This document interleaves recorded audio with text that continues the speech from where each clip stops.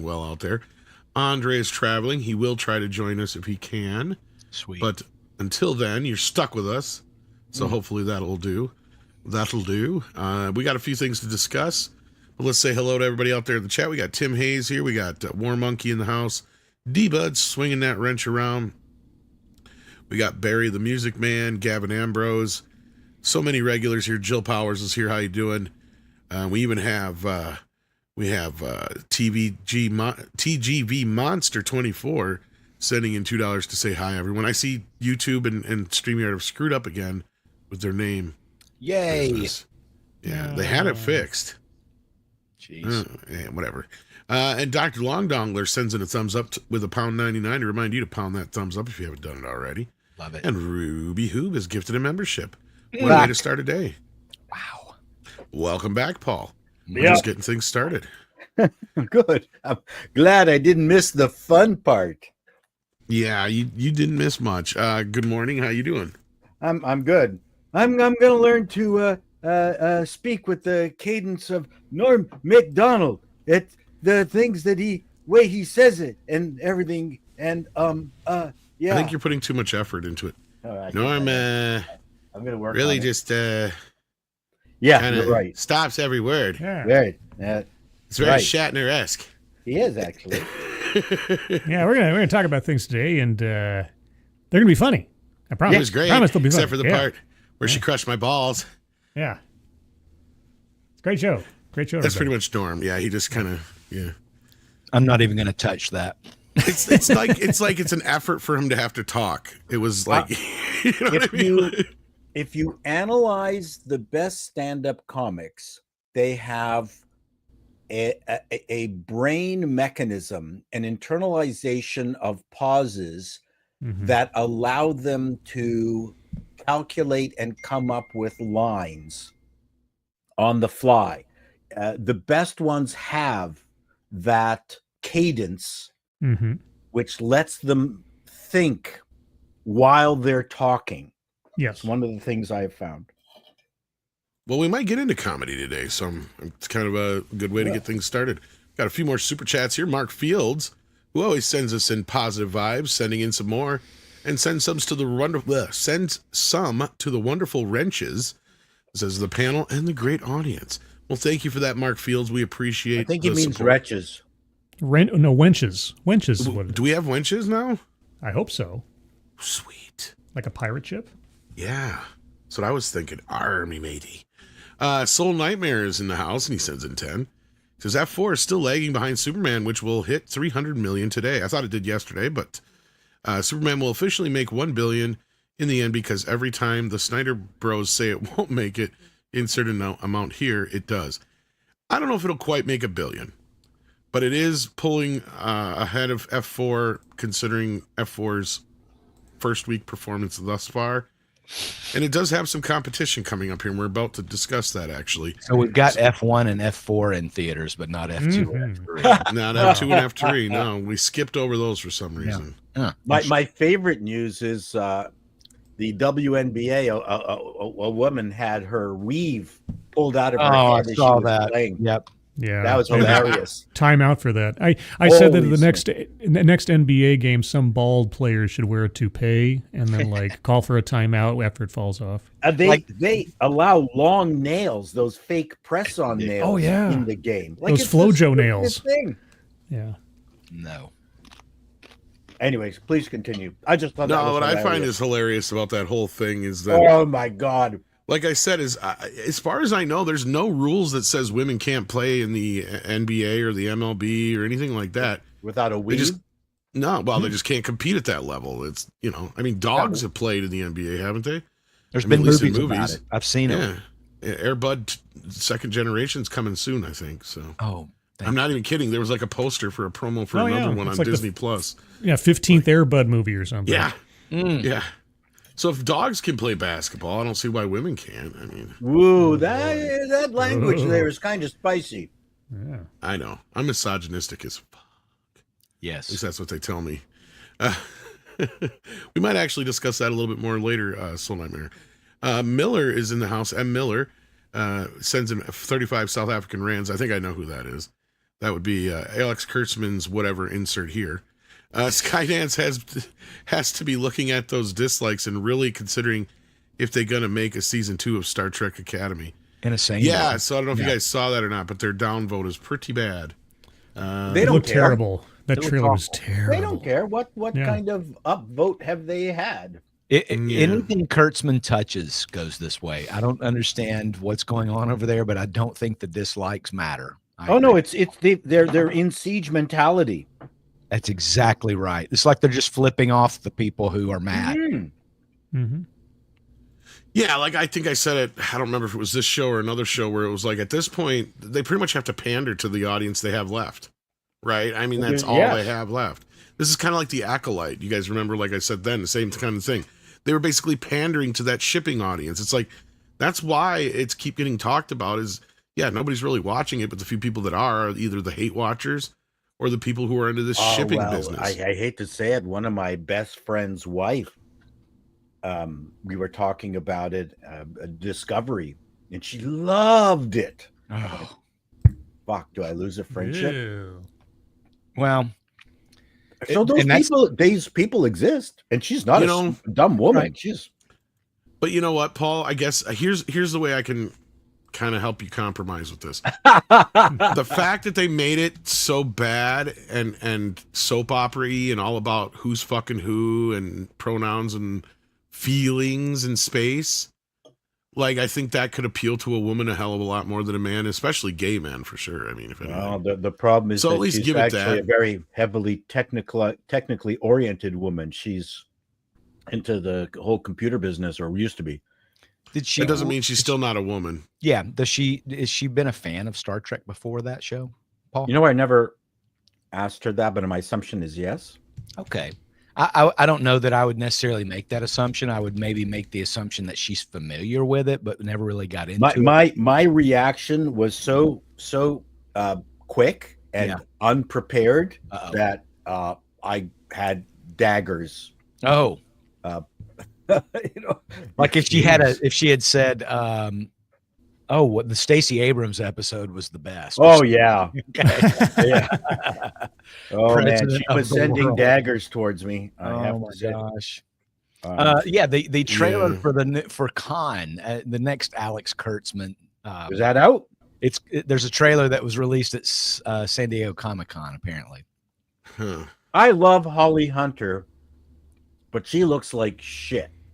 Did you watch the trailer? She doesn't even look like a confident person. No, she looks like Odo. Oh, what makes me wonder is what she did to not wind up to being in Twisters. It was like, well, what have you done to your career that, like, oh no. Because I've seen her at Comic-Con events and she looks sad and depressed. And like, I guess somebody had told me that like her interactions are really horrible with people. They should. Well, I mean, it's not like, even a lot of name actors don't get a ton of work. Now, she did brilliant voice work in The Incredibles. Yes. Yeah, but I mean, that's kind of what she just has kind of like fallen off the map, but she's around. But it's like, I can't believe she wasn't in Twisters. Like, I'm sitting here watching the whole movie. I'm like, this movie feels like it makes sense. It feels like it would have made more sense, sorry, if I could talk, if Holly Hunter was actually the mother of the girl. Her and the Bill Paxton character were the mother of the girl. That way there would have been a connection. No. Helen Hunt was in Twisters, not Holly Hunter. That's right. Oh, okay. I'm getting mixed up again. Sorry. Yeah. Sorry. Just to make sure we're on the same. Yeah, but I was like, almost why interchangeable. Oh, they're not. They're not. What? I mean, let's be real on this. Come on. No. If Helen Hunt was on Star Trek Are Academy, you that might sure work. they're not the same person? Okay. If Helen Hunt was in the Helen Hunt, then they could use the line, well, you can go to Helen Hunt. No. Yeah. Sorry, I did get them mixed up again. It's early. It's early for me. Did you I did say not you sleep can well. go to Helen Hunt? You can. That's what I said. So which one? Is that Okay, so which one am I If getting you're mixed up? Norwegian. Okay. Which one was on Mad About You? Helen Hunt. Okay, all right. Now I'm now Holly, I know which one's which. Holly Not Hunter. Holly Hunter. Okay. Yeah, Yes. Holly. Yes. Yeah, Holly Hunter was Okay. raising Arizona. Yes. Brilliant movie. Okay. Yes. Brilliant. Yes. Brilliant. Yes. Holly Helen- Hunter is the one that I like. Okay. Hunt is the one that I don't like. You're right. Okay. Thank you. All right. I gotta try and remember that. Glad we cleared that up for you. Fucking damn white women. Yeah, they all look alike. They all look alike. No. Unless they're wearing entirely jeans outfits, and then they're not. That's right. Except for Sydney Sweeney. That's right. Yeah. Well, now this We content. got to talk about that. I know it's Yeah. not part of our channel mandate, but Yeah, we holy actually- freaking hell! I've now completely immersed myself in about 100 TikTok reaction videos. These people are nuts. Yeah, well, actually, I kind of figured that might come up, but real quick before we jump onto that. Sorry. No, it's fine. I just wanted to talk about the Star Trek con thing because this was something that I talked to Nicholas Myers about, and now I'd heard that this is not that project. This is something completely different, evidently. Did you're talking about the footage of what was it, Comic-Con, where they had who's the holographic doctor? Oh, that's for Picardo. That's for Academy. Yeah, Yeah, that's, Academy. Robert Picardo. I mean, that was really a sickening panel. I was watching it. I'm going, wow, I'm going to puke. And you had the young things talking about representation and how important it was. And Yes. what a Paul terrible just die? panel. Yeah. Oh, I thought you died of cringe for a second there. Yeah, near damn it. So let's get this other super chat here, and then we'll get into some business. Soul Nightmare says the last bit was just me being cheeky. Yeah, it's all right. It would be great if it does make $1 billion. And I'm sure Warner's would be very happy with that. We like and that actually might be a topic we get into. But as Paul brought up, the internet's losing its fucking mind over a good-looking woman. Now you just did a video on this, right, Paul? Yeah, I just released my appalling news video. It's the longest appalling news. It's actually an expose with extra stuff in it that was posing as expose. Your expose on the exposing? I was exposing. Yes, I was exposing Sydney Sweeney. Did you expedite it? I'll tell you when FedEx sends me the response. Actually, I think you did because you were rushing it this morning. Sorry. Is that specific? Is that specifically when it's Canadian? When you uncover something, it's an expose? Oh.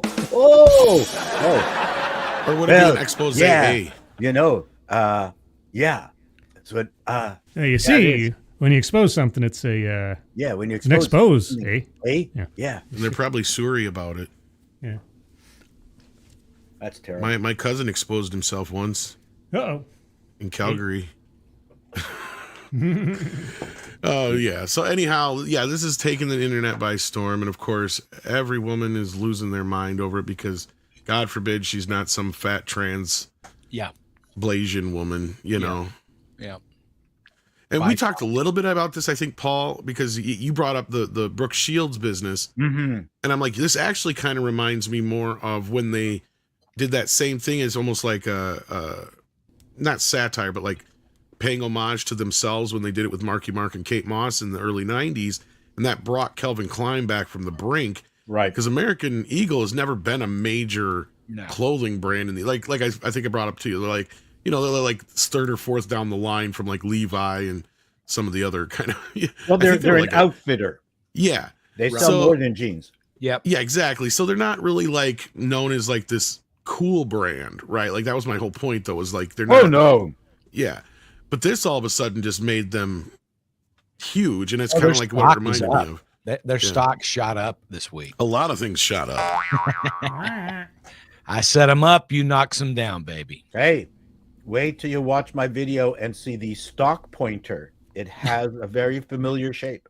I think that this is really just kind of the natural pendulum swing after you mentioned the Calvin Klein models. I mean, eventually, like 5-6 years ago, we had fat BIPOC Calvin Klein models, right. And we had transgender Victoria's Secret models. Yes, yeah, that was. And they didn't get bent out of shape for that. And all of a sudden, now they say that this is reflecting society, and it's something ugly and startling and unbridled cultural shift toward whiteness. It's insane what they're saying about this ad. Yeah, they're really twisting the ad because she uses the term jeans. Right. It's a pun. It's a double entendre. Yeah, go ahead.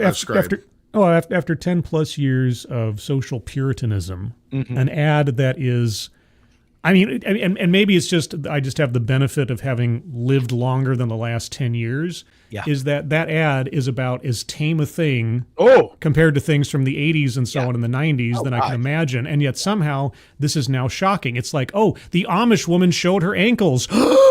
It's like, give me a break. But it's Yeah, exactly like what Paul was saying just a Yeah. moment ago about Star Trek. The reason that they're taking ground, and so the screeching is because ground that they've taken with the models that we just spoke about, the transgender, the overweight BIPOC, Sports Illustrated fat models. Come on, now that ground that they took culturally is being lost to this ad. So Well, obviously they have to other her. It goes back to it reminds me of a very, very famous quote. And I have it written down now so I don't forget it, from Thomas Sowell. When people get used to preferential treatment, equal treatment seems like discrimination. So when you've been given an easy pass long enough for something that has absolutely nothing to do with your character or anything else, and then somebody else who is in the contrast suddenly has an opportunity there in the spaces that you felt like you conquered previously, now it feels like something's being done to you. You're being targeted. Oh no. well, to me, the real takeaway is that I look at this under fire. Like, no, like this Yeah. is a lot of the papers are going massive groundswell against. I mean, no, It's kind of similar to what they did to Superman and what they're hiding for Fantastic Four, but that's a whole other subject. The language, the But, yeah. hyperbole in the commentary, the TikTok commentary kind of matches the hyperbole of these newspapers. But really, the story is, how did so many people suddenly get the same vocabulary, are repeating the same concepts like eugenics and Nazi Germany and things like that? Where did they get the script from? Yeah. Why are they all reading from the same script? Yeah. How did this happen so quickly upon the release of the campaign? This is the story, really, not what they're saying. Is how are they in such lockstep? And to me, this is exactly the same as the protests, the Middle Eastern protests that we've been seeing over the last 22 months in the streets and every place. How did they get the signs? Who printed them up? This is all part of the same thing. I hate to sound conspiratorial, but No. I'm not It's disconnecting this stuff. So this No. is AstroTurf, is what you think? Yeah, well, it's not a conspiracy. I mean, and not to start bringing in things from all over the place, but this, for those of you who are Gamergate veterans, you'll remember the Game Journo Pros secret little behind the scenes chat thing between several different video game publishers and writers who are all like working together to possibly try to put something together for Zoe Quinn back then. Yeah, the fact that a memo gets passed around the same people, or they're all in the same private chat rooms or something like that, is no conspiracy theory. That happens all the time, so everybody can get on the same page and have the correct messaging to oppose Orange Man or anything else, so that they can cater to the audience they think they have. So it's not. Well, it's they're not crazy at part all. of a propagandist army, and look at this cultural shift towards whiteness. What? Like, Yeah, exactly. This is projection. And why? Now, okay, I'm going to say something stupid here. Don't laugh at me. Why is NBC just printing this nonsense? Right, we know Because the it's answer. NBC. It's rhetorical. Yeah, it's a rhetorical question. Yeah, and this is what I was kind of getting at, right? Is this?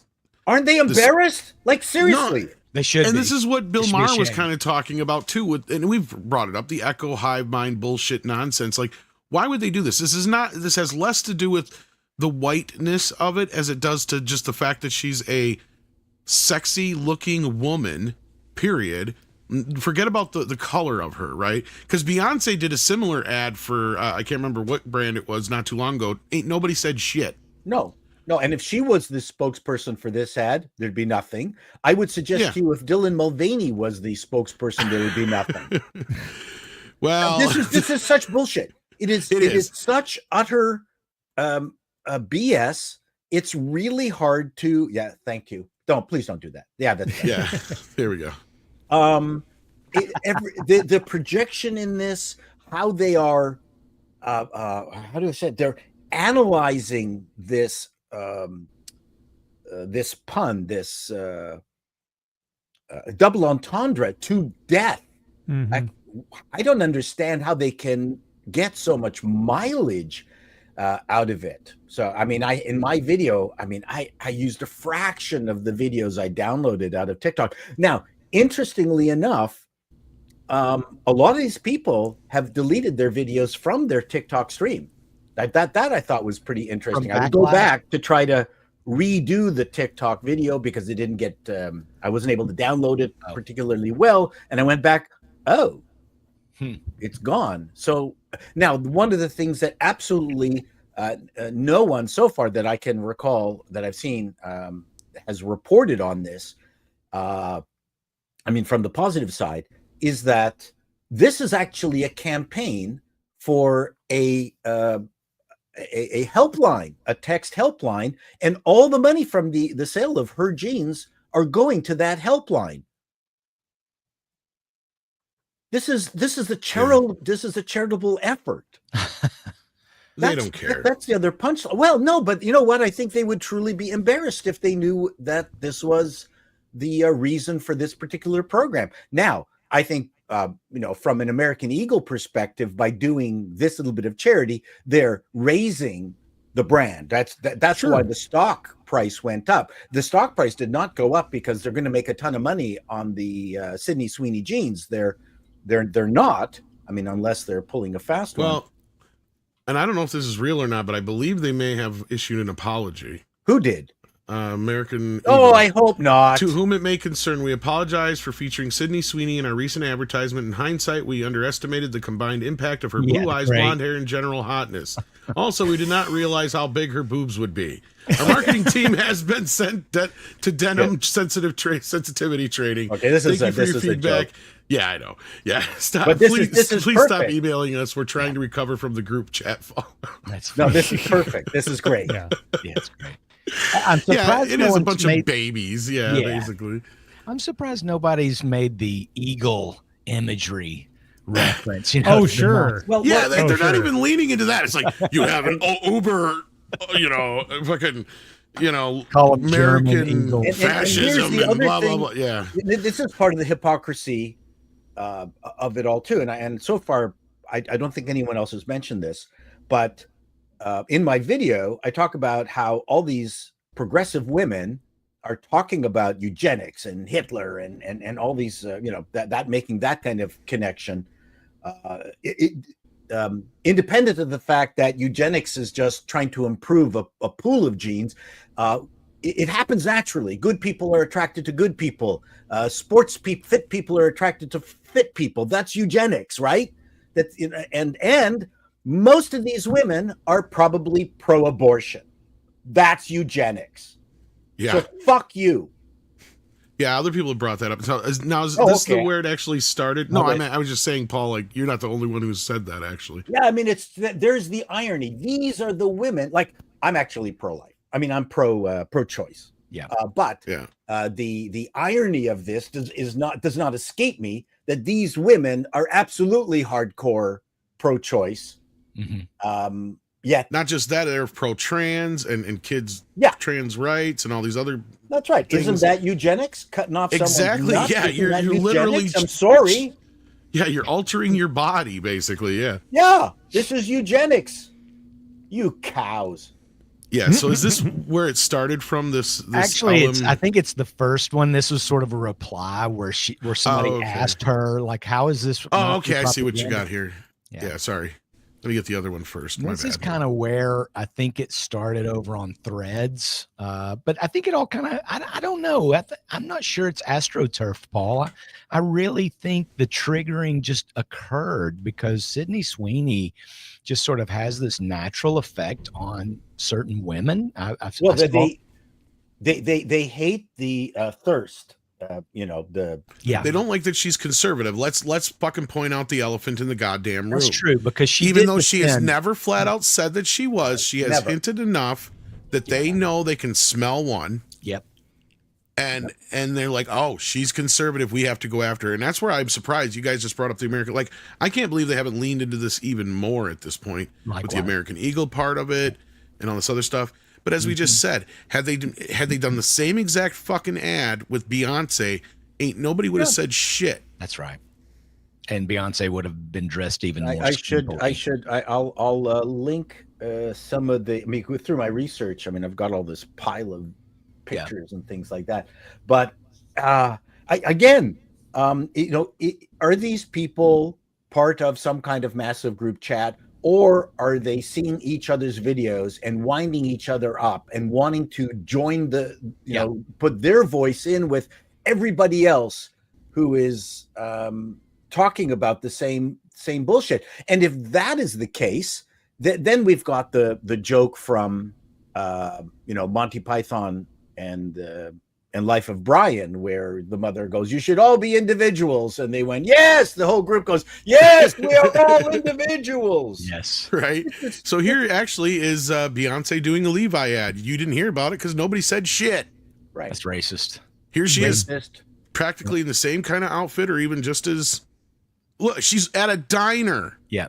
Well, she's wearing even less. Waitress. Wearing even less than the Sydney She's got Sweeney. the do-rag on that looks kind of reminiscent of the Aunt Jemima. What are we doing here? Whoa. Yeah. Oh my Yeah. God. I was thinking Tupac. I was thinking Beyonce. Tupac. Oh, okay.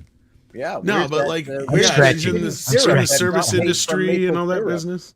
That's ridiculous. I mean, look, I think some of it is like what Paul is saying, other women sort of jumping on the bandwagon, but it's, women can be very mean and spiteful and jealous of one another.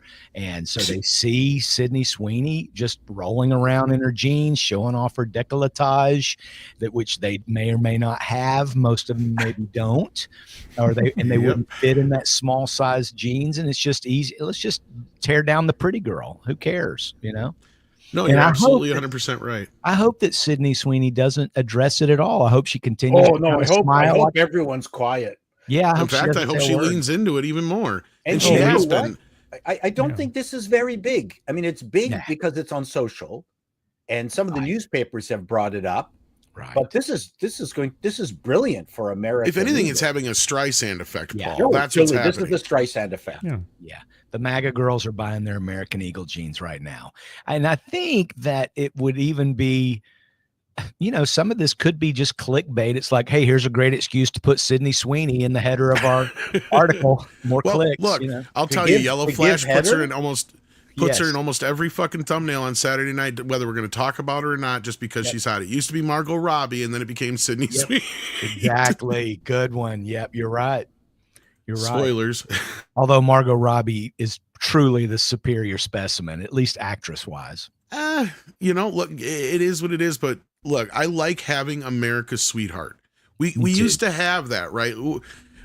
We used to have an American darling. Every few years we get a new one, whether it was a Julia Roberts or whoever it was, and that's kind of what she reminds me of. Is she? We kind of talked a little bit about this before the show. Now, before I sound too fucking shallow, I know I'm a fucking chode, right? Like, is she a 10 out of 10 in most people's eyes? Probably not. Sydney Sweeney, in most cases, would probably come up as a 7 or 8 in most people's cases, but she has a banging body, right? Like, it's just one of those things that happens to work for her. But on the other hand of this, she's not one of these trans Blasian actresses that they try to promote. And that's what they've been trying to push on us for years. And the reason people are having this reaction is because it's basically a throwback, right? Like, it's a throwback to a time when we were more simple. Yep. Like, we missed the girl next door kind of thing. We missed the beer ads where, with women in bikinis and stuff. That's what people are reacting to. Yeah, she's not ashamed of her femininity. That's right. She leans into her strengths. Well, right. Yeah. She's kind of, like Drew Barrymore, Anne Hathaway, Reese Witherspoon, Sandra Bullock. I mean, have fun, be feminine, be pretty. Scarlett Johansson has backed off her femininity. Well, hopefully Sydney doesn't do that. I don't see her ever doing heel that. Turn. Okay. No, I don't see that at all. The picayune things that these crazy women, these dried up vaginas out there are complaining about. is insane. People go, hey, did you know Sydney Sweeney's name is SS? Yeah. In one of the ads, she's got her German Shepherd. Oh my goodness! Like it's oh my God, endless. It's Stupid. dog drink whistles. water. I bet Sidney Sweeney drinks water. Yeah. Jawohl, mein Sweeney. Water. Fraulein, only dogs hear dog whistles, so I'm not worried about any of this. I think That was actually one of my. I think one of the Sweeney women is said Swiss. that, That's close enough. One of the women actually said that this was a dog whistle, and then one of my jokes is, well, the irony is that if someone does blow a dog whistle, then you're probably the only one who can hear it. That's right. Oh, that was pretty good, actually. Well, let's grab some of these super chats that have to do with this, and then we'll get into our main topic. Bucky Cat says you should see Sydney Sweeney "Hey Dude" ad. Well, I'm sure it's very nice. Yeah, I've seen it. And then Callum Lyle says there's a leftist feminist group called the Collective Shout, and they're trying to change games. Yeah, in a kind of a similar situation. I heard a little bit about this. I don't know enough about it to really comment too much, but do you guys know anything about this thing? There's a great channel out there called Kira TV, and he did a whole breakdown of this. The short version is that there was this activist group that was trying to get a game taken off of Steam because it was decidedly inappropriate material, I'll just say. It wouldn't be controversial to say that.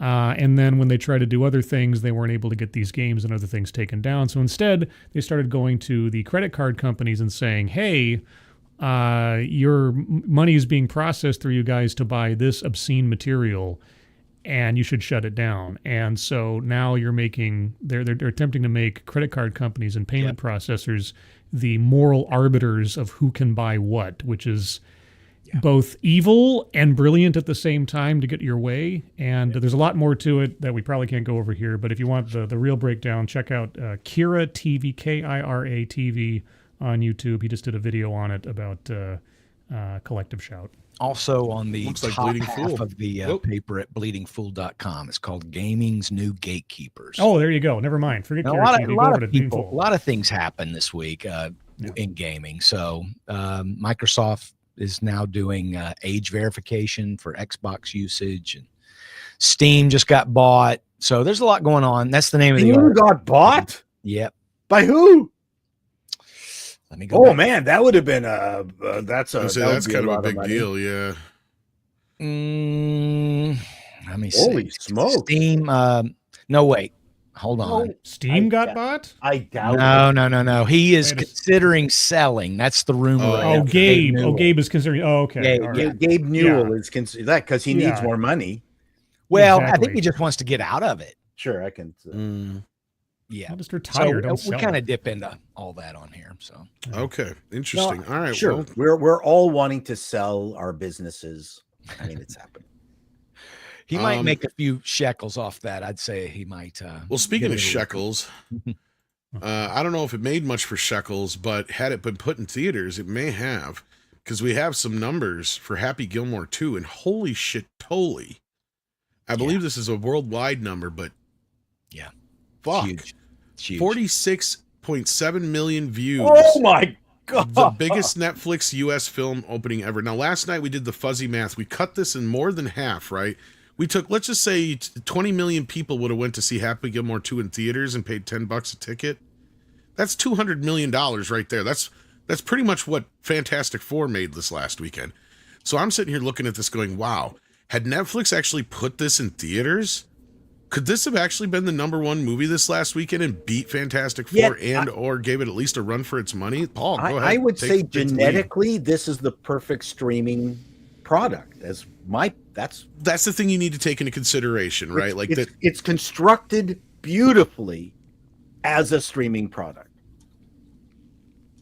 How so? But Adam Sandler has had a does decade of this kind of thing too. So, and this to me, it signals something a little different. But go ahead, Scribe. That's a good. Well, question. I was going to say, I was curious. What differentiates a streaming product of Happy Gilmore 2 versus a theatrical product of the Happy Gilmore 2? So it's a bigger story than that. In that,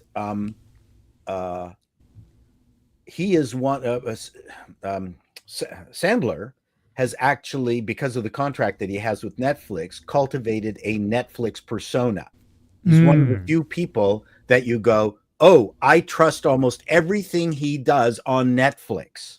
It's a very unique and new strategy. Yeah. Whether it was done by accident or on purpose, or it just evolved that way. He has not misstepped once. Not like other people on streaming, like the Russo brothers have produced absolute shit, right? I don't trust them. He has not produced anything bad on Netflix. And with such a wide variety of stuff, even things that weren't necessarily super popular, like that space thing, but that was super intriguing, very intelligent. He wasn't kicking anybody in the nuts on that, but he's had this wide range of stuff. The thing where he was the jewelry guy, that was a brilliant thing. The thing with the bat mitzvah with his family, the very funny movie. So he has cultivated a streaming brand. So when this thing was coming out, combined with the fact that it's a callback to his old movie, I thought this was going to be killer. But it was going to be killer because he cultivated a streaming brand. He's given people confidence that he will deliver the goods. No one else has done that. This is a new thing. Other streamers should be doing this. Yep. It was a savvy decision. Yep. I can see that a little bit. But yeah, so Chris, do you think, though, let's just play devil's advocate here, because I found it funny because I went to my local Subway to try and buy the rest of the cups because I got 2 of them and I need 2 more. They're already out. And they told me they're probably not getting any more because they already got their 2 boxes they're going to get. Wow. So there is something about this movie. People talk about. I'm seeing more people talk about this on X than I did Fantastic Four, and I don't disagree with Paul. There is an element to that, but I'm also wondering, being these numbers are so big, Chris, do you think that it would have benefited Netflix to maybe throw it out in theaters? Oh my gosh, absolutely. You think about it. The first Happy Gilmore did, I think, 40 million in theaters. You would have needed 5% of these views to have bought a ticket right now to pass 40 million. Wow. So they could have, even you were doing your back of the napkin math, Tom. I think if they had only gotten 10%, this would have been a monster hit and would have affected, I think, Fantastic Four and probably Superman and anything else that was out. Because while this isn't family fare, there's certainly it kind of is. Is there anything preventing Netflix from putting it out in theaters? I don't think so. They just okay. don't. You know what they should do? They should mock up an F1 ad campaign, I love it. but just make it Adam Sandler and like golf and stuff, and then put it out in theaters for like 2 weeks. They could do it. Yeah, it'd be well, fun. And that's the thing, Chris, is it didn't do. I mean, it did okay in the box office. Yeah. But what it's a bigger hit on was video and cable. That's right. Like, this is probably one of Sandler's biggest sellers, I'm willing to bet. I would bet you're right. And that's probably why he did this first, because there's also talks of Little Nicky too and Billy Madison too. The Billy Madison, I think, would be the better option. A Little Nicky, whatever. I think it was. I actually go the other direction because Really? I'm like, what the hell do you do with Billy? Nicky, there's tons of places you can go. But well, anyhow, I just mean as far as yeah. I just mean as far as being a beloved movie. Remember, But yes, Billy would be more beloved. I bet you're not wrong there. But Paul, you were about to say something. No, I was. What was I was going to say? I don't remember.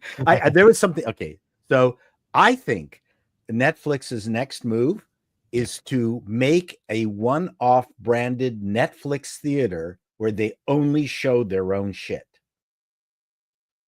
Wow. Well, they are doing their own stores.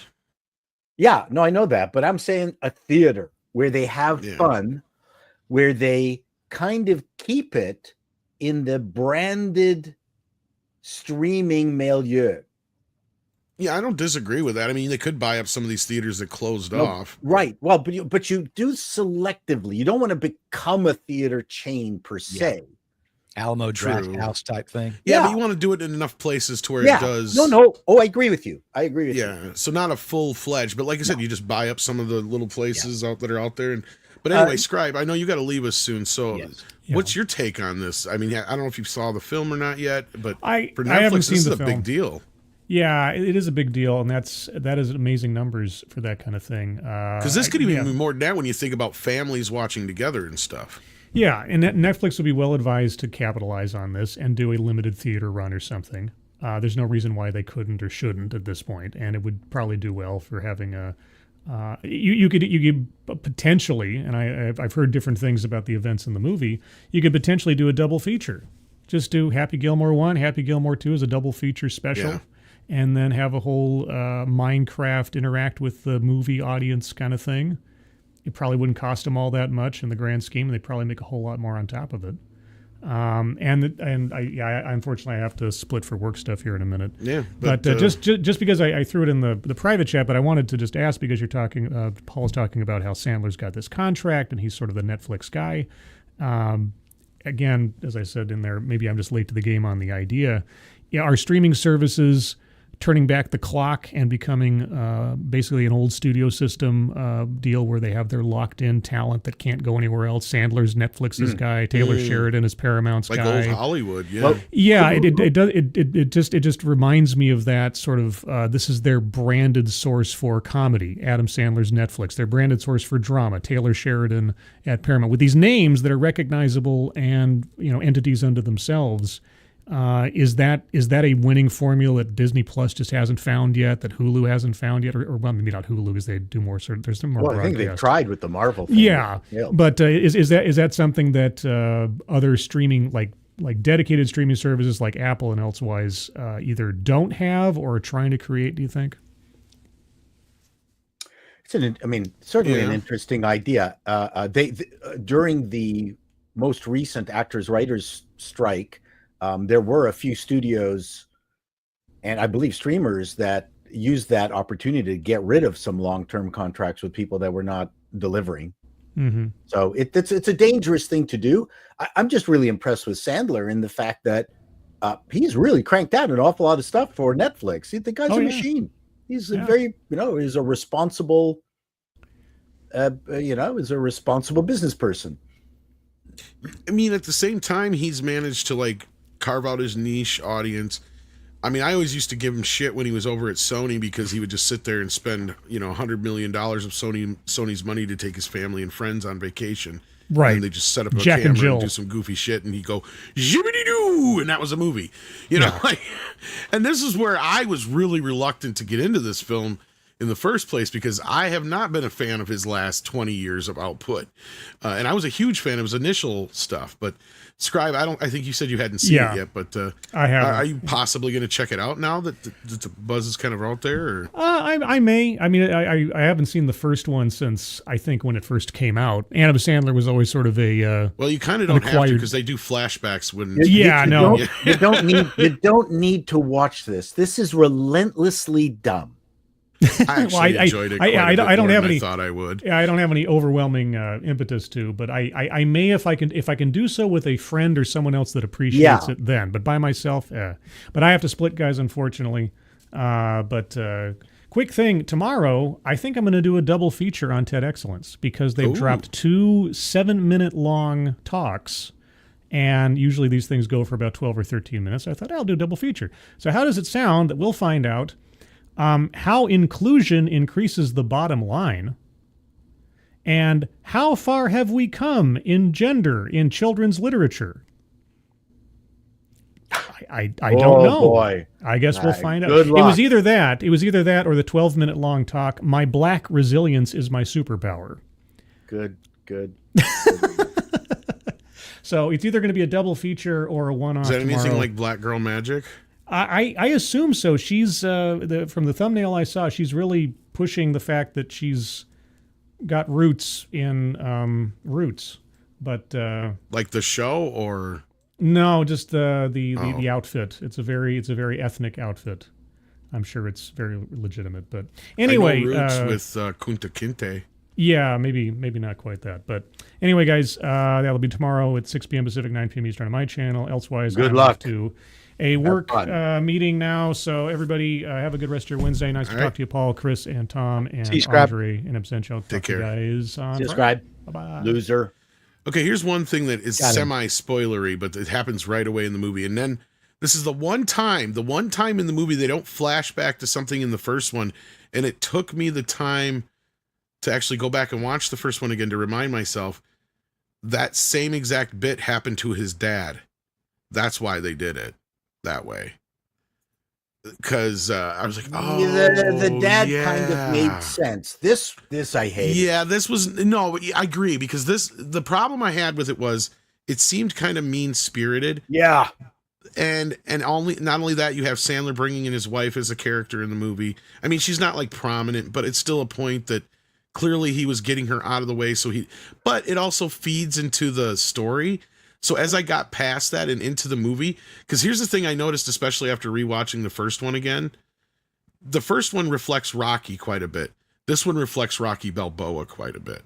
And I think that's why people are finding the heart in this movie, even though it isn't a great movie overall. I mean, you can sit here and nitpick the shit out of it, Paul. I know you're not. Oh, wrong no, there. no. The dumbest thing in the world is to nitpick this movie. Like, but what it is though is it delivers, right? It doesn't matter that it's a Big Mac like we've had before. So what if it's like a fancier Big Mac that McDonald's put out for a limited time or something like that? It doesn't matter. People are happy with it. yeah. Yes, some people have said it's garbage, but the fact that most people are saying it has heart to it means there's something to it, right? And I enjoyed it, and I found myself liking it more than I thought I would, even against my will. Another individual who's had worse reviews yet made more money for a studio in the history of Hollywood than Adam Sandler. You're not wrong. I mean, somebody made the joke yesterday that Gene Siskel and Roger Ebert resurrected themselves from the grave just to give this movie a bad review. But yeah, I mean, because they hated Adam. Oh my God, he made Sony billions of dollars. I don't think people. Yes, he did, really and Universal. know. Yeah, The billions of dollars. The thing is, the guy's very humble. About it. Yeah, I mean, look, I've always been a fan of him as a person. I may not have always liked his movies, but I've never had a bad thing to say, and I've heard more than enough good things about him. Like, he's pretty much the guy you see. Yeah, right? Like, from what I've heard, he's just a regular Joe kind of thing. But good for him. I mean, I think, like I said, this is a perfect streaming movie. The final scene on the rotating green was hilarious. I thought that was a scream. Nice bit of prop work. I mean, could it have used a quick rewrite, maybe some punch ups? Oh, absolutely. But yeah, I mean, the third act at the Maxi Golf thing needed a bit of working. The way you write a movie like this is you go, we need 30 sketches. Mm-hmm. Then we'll figure out how to stitch them together. And that's kind of what the first movie is, and that's kind of how Billy Madison was written, because it's kind of ironic, because I saw a documentary about how it was, Adam Sandler and his buddy had never written Hurley had never written before. And so they just kind of threw all these things, and they had like 140-page script for Billy Madison. Yeah, it's not a bad way to write a comedy movie. And you know why Lorne Michaels turned it down? Because he didn't produce it. It was he was going to. But he said, it's too long, and why don't we just have him do all one grade in one day, like one thing? And if you look at the movie, the reason it works the way it does is because Billy has a fucking party every time he graduates. So Lorne wanted to take that out, and then but when you look at the movie, that's what holds the movie together. And the end is kind of what stitches it all together. Lorne has put money into the weirdest projects, so there's no negative for me. He did not like Billy Madison, though. He unapologetically. Hey, listen, I think it was the editor of his movie did not understand the script to Zohan and bowed out. It might have been his regular movie editor said, I don't get this. I don't think this is funny. Directors. Yet Zohan was hilarious. He went through two directors here too, for Billy Madison, actually. Because originally the first director he brought in was a guy who had directed him in a Burger King commercial or some shit like that. So he was like, because Adam had final say on the director, and it just wasn't working. The dailies were coming back, and it just wasn't. He wasn't getting Adam's humor. So they brought in this other chick, Tamara something or other, and she totally got Adam and the kids. See, that was the other thing, is the other guy just wasn't working well with the kids. And that was a big problem. But no, they just found magic in there. And Happy Gilmore was another one of those things too, because they wanted him to do some other movie, and he's like, nah, I'm going to do Happy Gilmore first. And it was just him just saying no to whatever it was, and I can't remember what movie it was, and it just so happened to be big. But like, Yeah. Anyhow, and how they got Bob Barker. There's so many good stories in yeah, it. yeah. And Well, Bob that's the thing I Barker love wanted about to the do his movie. own fights. Yeah, and that's what I love about this movie is you can tell that how much people love the first film because they wanted to be in this movie. Yep. Right, all the cameos, like 70 some cameos, but it doesn't even really feel. I mean, yes, you have the cameo-itis or whatever you want to call it to it, but they make them work. Well, okay, what they most did of with the the time. cameos is that they pulled off a Blues Brothers. They went, let's Yes. not wreck 3 cars, let's wreck 100. So comedy does work when you get past that point of over-exaggeration. And it's so insane that it is no longer, what do you call it? It's no longer pandering. It's actually funny when you've got that insane volume of professional golfers who were just really, really good about it. I mean, none of them were stiffs. I mean, like I said, you had Scotty Scheffler. I mean, you had the top Rory McIlroy. This is what they didn't get, like second tier, and they made just brutal gags off of Xander, who just kept saying, what was the line? And I bet that stupid standard line that idiots keep replacing, with anything to do with sexual. I'll bet she liked it. That's what she said. That's what she said, right? It was never appropriate, yet he just kept on doing it. And then his buddies were all like, yeah. His sons. Yeah. So yeah, the movie, I'm not surprised. And I'm sure Netflix is quite sad. Yeah, they're crying over this. Yeah, no, and that's the thing. Does it really, how does this translate into dollars though, Chris? I guess that's the big question. Because if you remember, Zack Snyder said that Rebel Moon would have made billions of dollars had it been in theater. Who said that? Zack Snyder. Oh my God. I think, you just kind of made a nice anecdote about the Subway cups, right? Mm-hmm. They weren't expecting it to even do this well, right? I think one of the problems with streaming is thank you, sir. They don't really have the analytics to tell how many people are going to watch it. How many people is this going to appeal to? They just have to put it out there. So those cups were made and at least printed over a month ago, probably designed several months ago and planned for. If they were smart, they'd push another batch out, right? And see how much Subway would pay for them. Yeah. But they probably won't because, again, it's streaming. You've got this. I keep going back to like Black Widow and Mulan. I think Mulan also got a stream and theatrical release. If they were smart, and Netflix has done theatrical releases multiple, so they can. Yeah, they have. Yeah, there's no reason they couldn't do this now post success. I think something's happening between streaming and cinema where people in low income are sticking with streaming and people in upper income have streaming fatigue. There's some studies out that I'm trying to do an article this weekend on. Interesting. Yeah, where people just aren't even finishing. That there's shows they start and they just don't finish the show.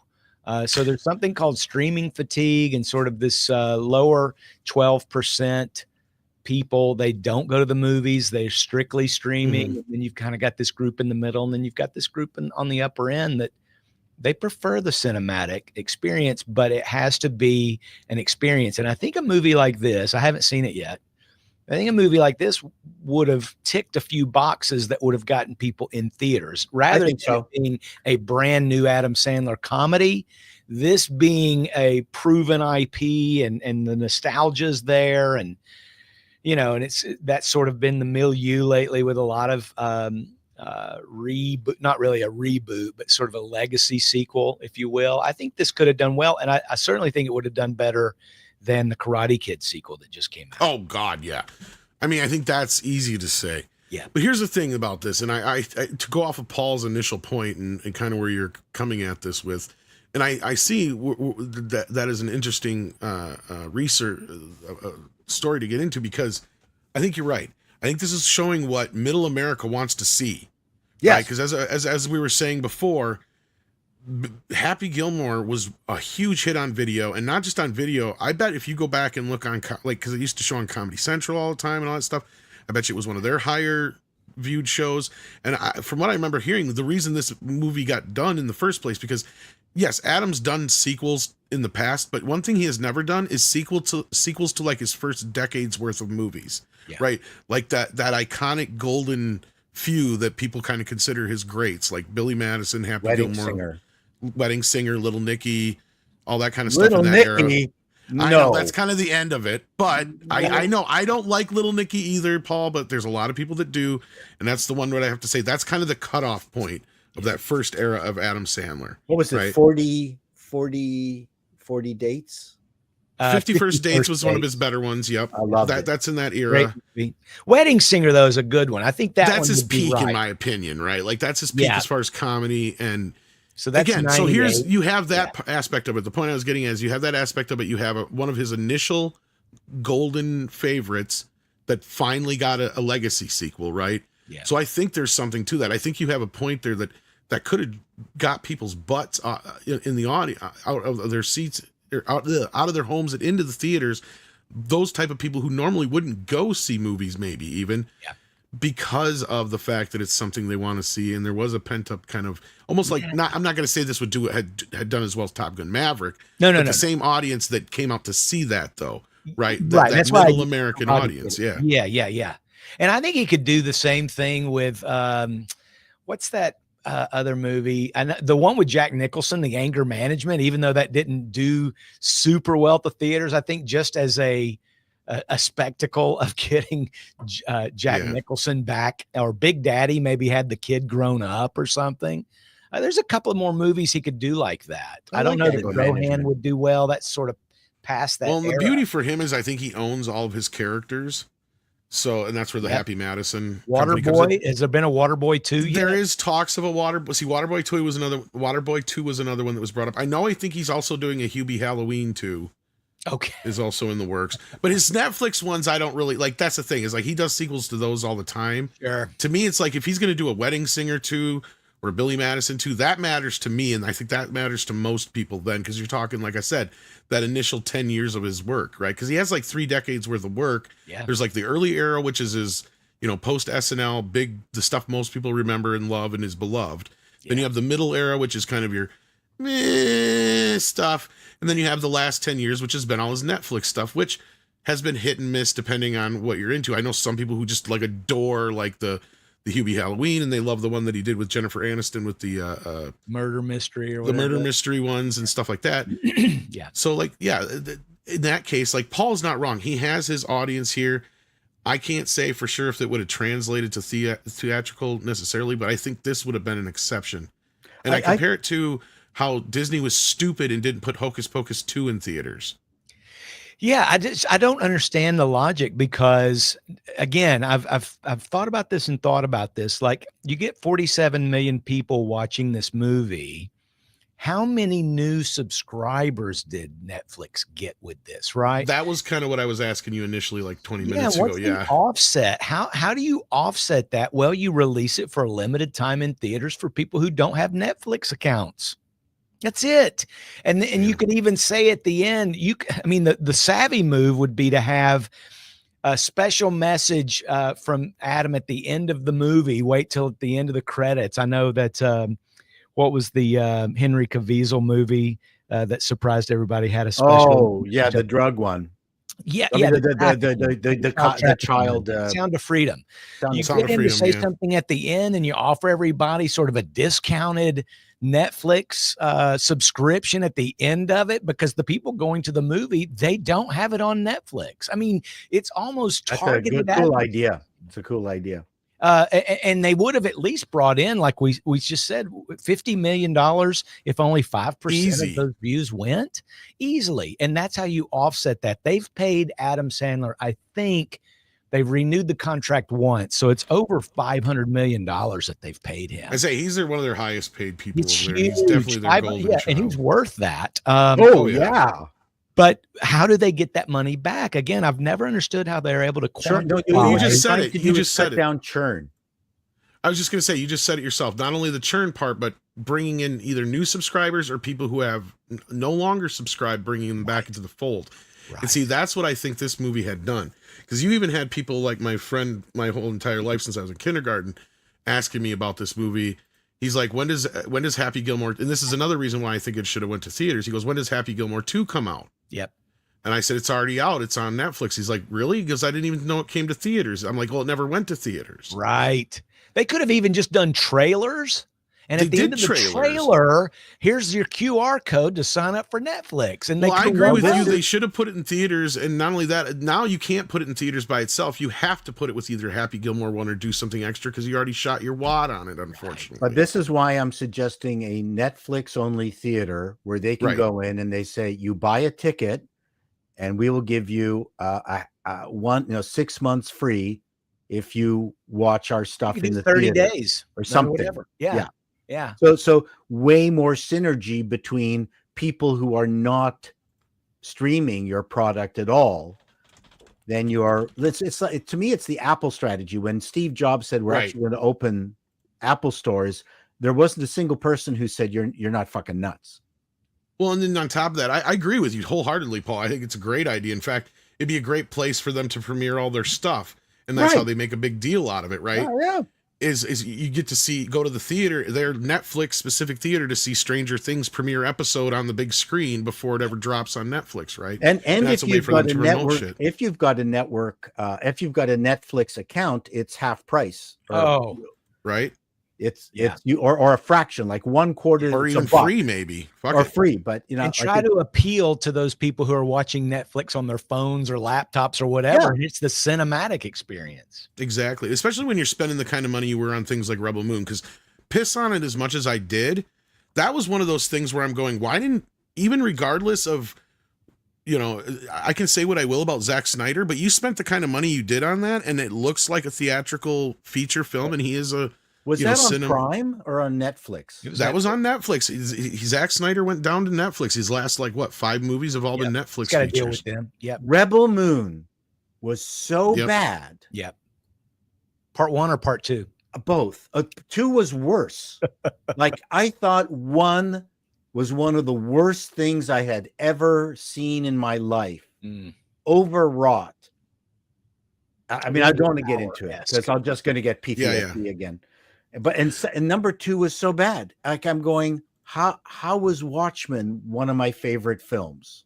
The fear, I guess, for the streaming companies, Netflix, for instance, to go theatrical is, I would guess, and I'm just speculating, might be, well, if people know it's going to be streaming in a month or in 2 weeks or day and date or whatever, why would they go? For us to even do the marketing lift to put a movie in theaters, are we even going to recoup that? And I'm sure they have those thoughts, right? I know Apple does, and Netflix has been hit and miss, depends. I mean, this doesn't even have Universal involved, which was the company that distributed the first Happy Gilmore. Yeah. So like I said, even if you did a thing like that, you probably have to, and that's where I'm kind of surprised that Universal didn't just come in and say, yeah, well, we want theatrical distribution on this, and just throw them $15 million or something, like, you know what I mean? Like, and again, they could put it out now. If it's already a proven hit on Netflix, to me, it seems like you go and you get a few more Netflix subscribers with sort of the strategy you just talked about, and go into theaters for 30 days. Well, this actually leads into another topic I wanted to get into, especially with Paul here. And I wonder, is this a sign that comedy might be on the way back? Now, Naked Gun is looking at a fairly decent 15 million debut, according to this. I'm going tomorrow. Are you? Okay, so yeah, I'm hoping to see it at some. I wonder if it does open tomorrow. If I can. It opens. Well, it opens here tomorrow. Yeah, I might be able to. So I mean, I wonder if it's gonna overshoot that by a bit, because there's a lot of buzz about this movie. The reviews are coming in fast and furious. And a lot of them are pretty decent, especially from people in our circles. So I have had a chance to see it so far. Speaking only for me, as someone who got out of the habit of going to theaters at all, and notwithstanding the fact that that Superman was okay for me, it wasn't a waste of my time, but watching Thunderbolts, which I kind of liked, and Superman, which was okay, and I really liked the Fantastic Four. I'm now looking forward to going to the theater to watch this. Like for whatever reason, my theater attendance gene has been turned back on. And plus the fact that I'm intrigued by this movie. Yeah. So I think that's some. I'm wondering if a lot of people are going to come just because the other movies have brought more people in and gotten people used to going to the theater again.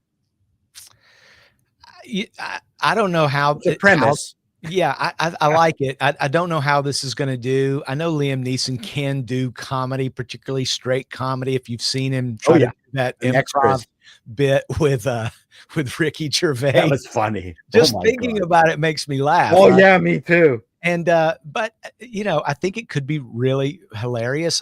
I learned some news yesterday that sort of made me see this in a negative light. And I'm sure you guys heard about Eddie Murphy is now going to play Inspector Clouseau. Yeah, we may talk a little bit more about that, but like this, I have heard that like the Paramount did, like the Zucker and Abrams dirty on this because they actually pitched something similar a couple of years back and they told them no. And it was called Norbert Did It. Yeah.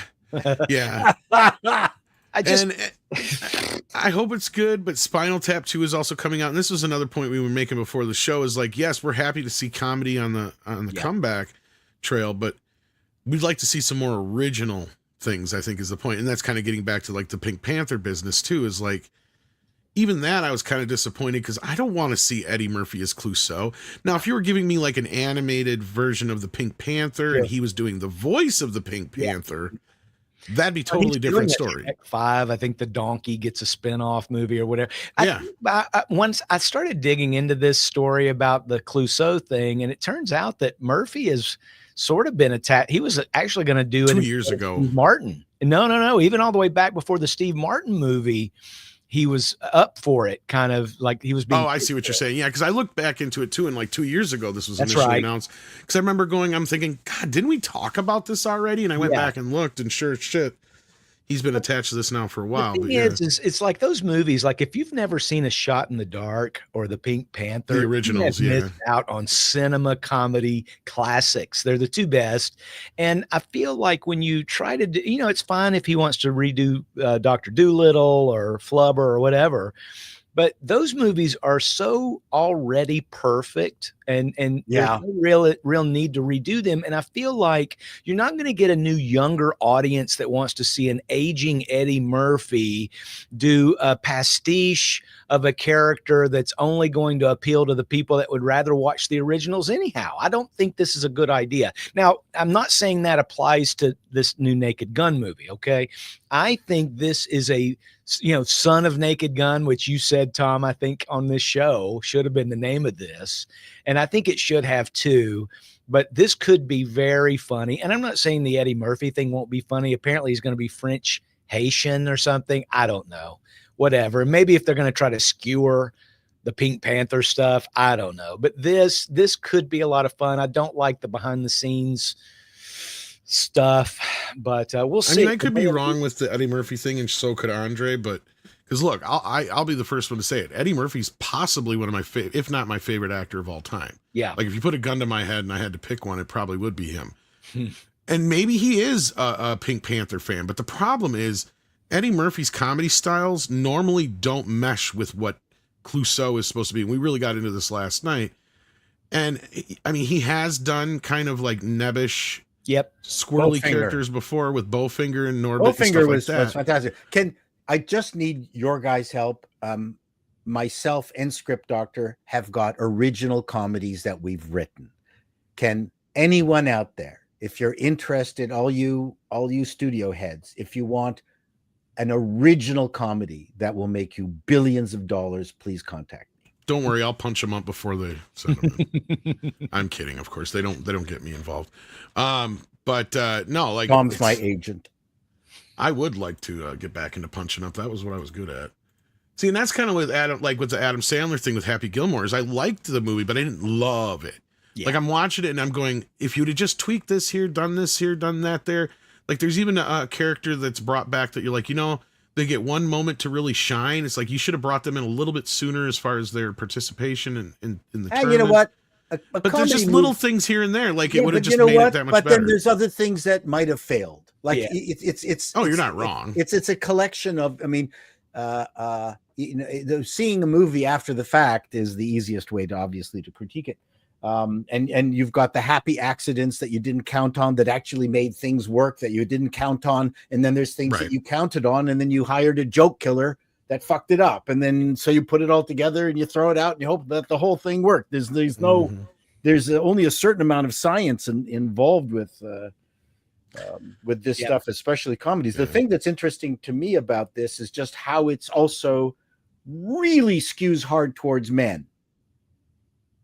That to me is interesting. In what way do you mean? This movie?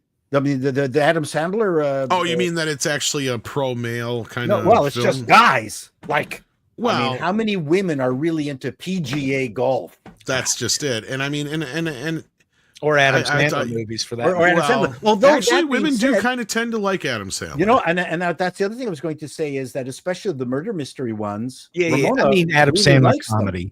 I mean, it's comedy. Come on. No, but the murder mystery ones have been very funny movies, and she was quite surprised at how good they were. You'd actually be surprised. Yeah, okay. It's a slapstick, right? A lot of my there's no slapstick in murder mystery.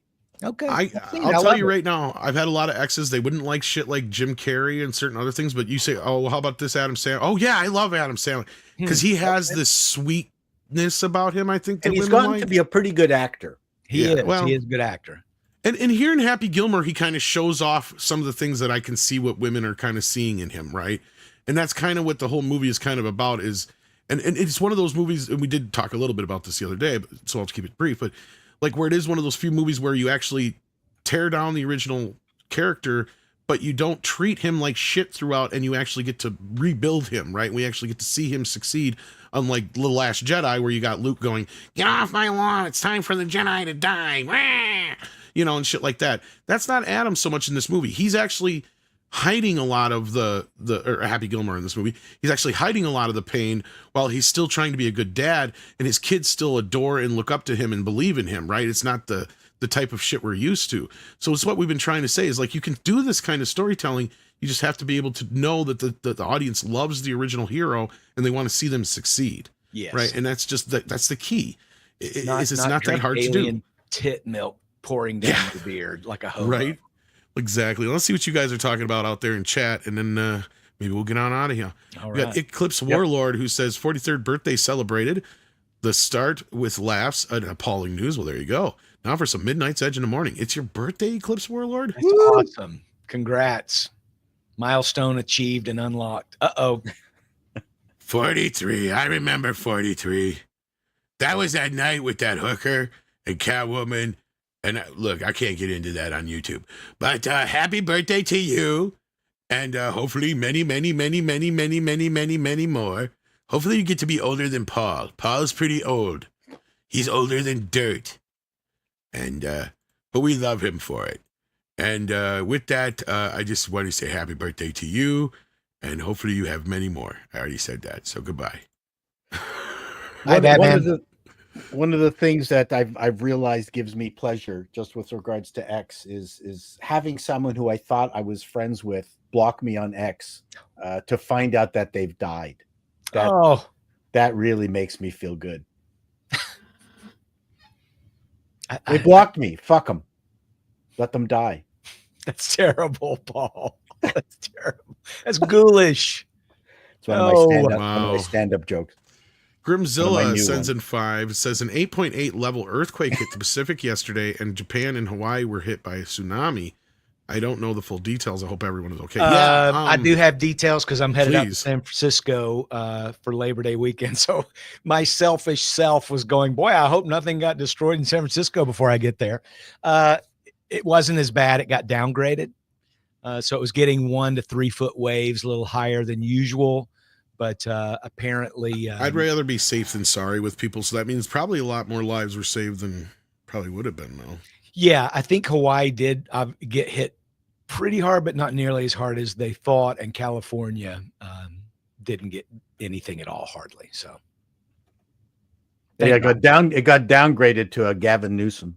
Yeah, right. Exactly. Yeah. Well, again, I hope everybody's safe, and I hope everybody is keeping dry. And if you're somebody who may have gotten caught up in something, that you got to like a basement or someplace safe, and hopefully everybody finds everybody okay if there's any flooding or anything anywhere. But it did kind of sound scary when they brought this up yesterday. So Absolutely. wow. Yeah. Thank you, Grimzilla. Yeah. Go ahead. Well, it got downgraded, so thank God for that. So hopefully nobody got hurt. Like I said, better safe than sorry. TGV Monster sends in another 20. Thank you so very much. This is 9th issue of my comic book series, Living Dead Hunters, is out now on Webtoons.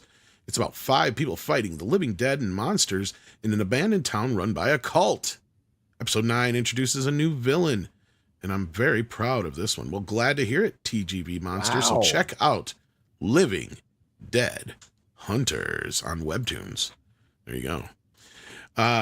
Jeebus, Monkey Jeebus is in the house, and he sends in, or not Monkey Jeebus, Jesus, what am I thinking of? That's Jesus Davila. That's right. I was looking at the name and not the picture. Come on, See? YouTube. Get your shit together. You gifted a membership, though. Thank you so much, Jesus.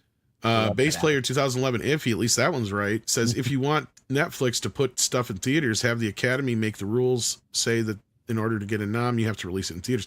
They already do, I think. And this is the few times why Netflix has released shit in theaters, so they can try to get Oscar nominations. If anything, that they seem to give a shit more about that than they do anything else. And I think that's part of the reason Apple has released the 1 or 2 films they have in theaters besides the deal they had with the directors. But I think there are bigger concerns at the Academy, but you're right. They do require them to be released. That's why they do these little limited windows. Or you see movies come out in December, just so they can get that cut off for the year. But yeah, it's a good point. But it is a rule. To get nominated, you have to be in the theaters. So there are a few other rules that maybe we need to try to eliminate over there. I don't think we need to add any rules at the Academy. Diversity. Indeed. And then we've got Base Player 2011 Iffy again. Says they're a single after alive today who can do deadpan same caliber as Peter Sellers. It isn't Eddie Murphy, I can tell you that right now. Yeah, that's kind of what I was getting at. Yeah. And actually, yes, there is. I agree with Andre. This was a role that Sacha Baron Cohen was born to play. Son of Pink Panther. Yes, the true son of Pink Panther. Yeah, He could do it. He could, yeah. Liam Neeson can play deadpan, though. I mean, that's true. Let's see how good Naked Gun is. True. Got to agree with Base Player 2011 Iffy. Yeah, and then Flying Blind on a Rocket Cycle sends us in a super sticker. Thank you for that. We appreciate that. I bet it's a Shiba Dog giving a thumbs up. I actually don't have, oh shit, I forgot to get Rumble up today. Oh no, whoops. So hopefully, it looks like our mods were paying attention. No, I don't think we got anything on the Rumble side, but let me. The greatest mods in all moderation. Indeed they are. So we can go now. We can have a cup of coffee. Yeah, we're going to wrap this up. I want to thank you all for being here. Yeah. Unless there was anything else you guys wanted to discuss quick. Nope. Oh, we got one more member chat. Maravita says, I disagree that women don't follow the PGA. Any of us females can tell you the major players and tournaments are always well attended by women. Well, yeah, I don't think mean that's it in a blanket statement, but it's mostly followed by men. And I would suggest to you, an awful lot of women are starting to play golf because of YouTube golf. Women on YouTube golf. I hear more and more buzz about that. So hey, listen. Yes, I've been to live PGA tournaments, but it's mostly guys. Thank you for that correction, Maravita. But I don't mean to, I'm not trying to harm you. I think we gave a misogyny warning at the beginning of. Oh, I'm here. That's implied. I love this image that I paused on Rumble. It looks like Paul was very upset with Chris, and now you're scared. Now he's hiding his nails. Classic. Usually I'm smiling. I'm really scowling. I know. I just happened to catch it at the right spot. Yeah. Looked like somebody just pissed you right off. That was your RBF, I'm afraid, Paul. I got to watch my face all the time just in case Tom does a secret grab. Me yeah, too. no shit. Oh, well, you send me all kinds of pics now. Why is this mole normal here? No, go see a doctor.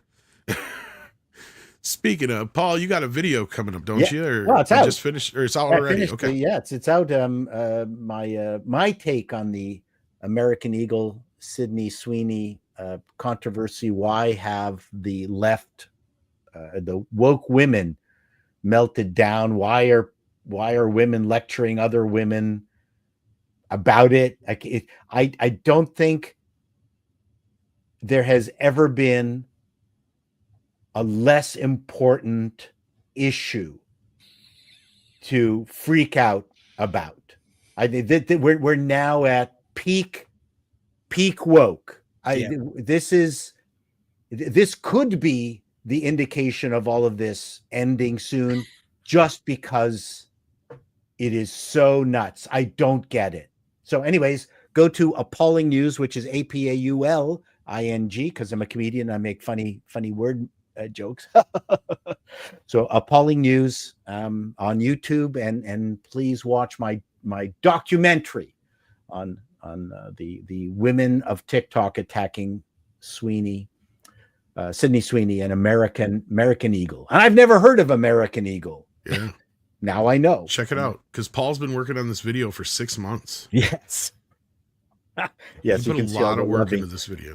There's even Lena Riefenstahl's movie clips in there. So, wow, there you go. Then Patrick Robinson says, "Would the new Toxic Avenger count as a comedy?"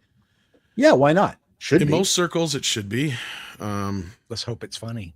Yeah, let's hope it's any good. Yeah, that's the other problem. The first one wasn't that great. Let's be fair. The original? Yeah.